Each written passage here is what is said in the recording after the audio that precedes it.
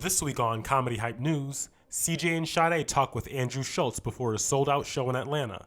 Black American people don't with everybody. But if they with you, it's a different type of love.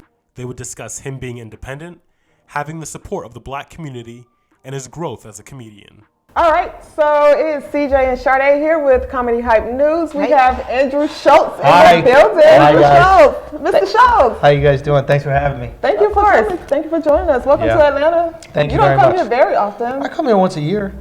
That's not very often. That's not very often? No. How often should I make my pilgrimage to Black Mecca?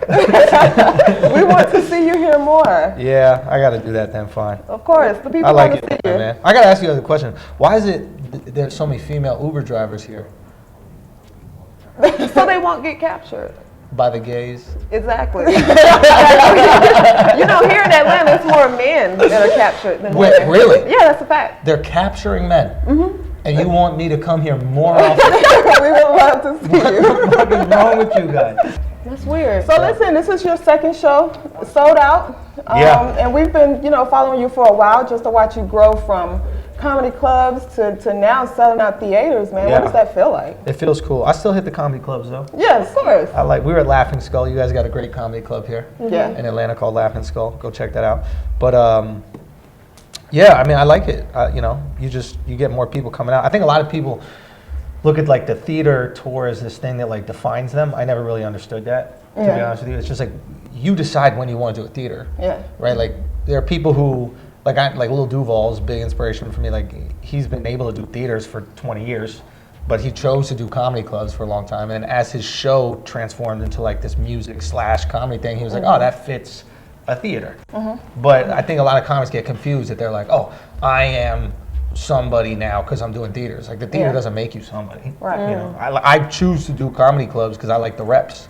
Preparing for this special, so it's like I want to do that. But then there's certain markets where it just doesn't make sense. There's too many people that want to come out, and we'd have to be there too long.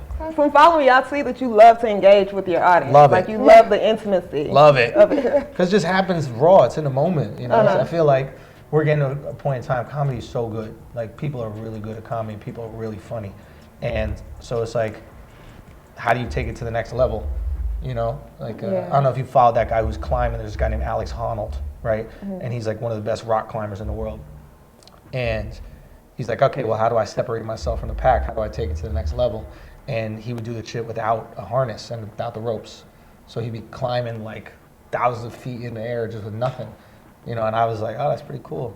That's kind of similar to what I'm doing, I guess. I just like the stakes of it. And even with that, we noticed your audience as a whole is so diverse. Yeah. White people just found out who I am. Right. So exactly. This is a very rare thing, I guess, in comedy, because comedy is usually so your audience is often like dependent on kind of the way you look and like your identity, and a lot of people tie their identity into their either their race or religion or like their background or something like that. So yeah, and also obviously Charlemagne and I being friends and being on Guy Code and that being embraced by brown and black people. So that's kind of like where the audience started. But what I think is cool about it is like there are these people who don't look anything like me, but they just relate to how I feel about something. I mean, like when you grow up as like a white kid and you like sports, you never really get to go, well, I feel reflected in that. You know what I mean? Like if your hero's Allen Iverson, you like him because of the way he plays, not because of the way he looks. People want to be led, they just want to be led by the worthy. You know what I mean? Like that's something I noticed a lot about Black American people, and this is later in my life, is that like Black American people don't fuck with everybody. There's a skepticism, and it's not just a white skepticism. It's a skepticism of blacks too. It's not just because you're black they're gonna around you. But if they fuck with you, it's a different type of love.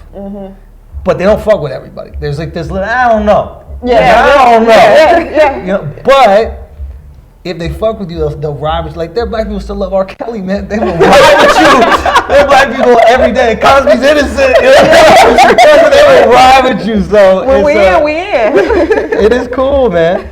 So listen, at the end of 2019, Comedy Hype released a top 5 specials list. Yes. Did you see that? Was mine on it? You were mentioned in the conversation. Okay. I definitely pushed for it. You were mentioned in the conversation. So my question is, what motivates you to continue to release your specials online? Was I not in the top 5? I had to be number 1. Well, Dave Chappelle was number 1. I think you can agree with that. Nah, I was number 1. I made all the tranny jokes already. Yeah. I did it already. That was so your special should have been above Dave Chappelle's.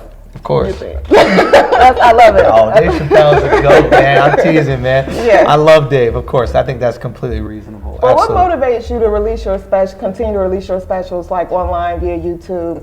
That's where the people versus are. the like traditional network sponsored release. Yeah. Well, that's where the people were for me. Initially, that was the only place I could do it. And then once I did it there, that's where the people were. And people started coming out. You know, I mean, I've been talking to Comedy Hype for a while. You guys were probably with me when I was doing super small venues. I want to be where the people are. Yeah. Like, that's where it is. And that's how you grow a career. By you go where the people are and you give them what they need. So, and hopefully what they want is something that you love doing. But yeah, I just didn't see any other way.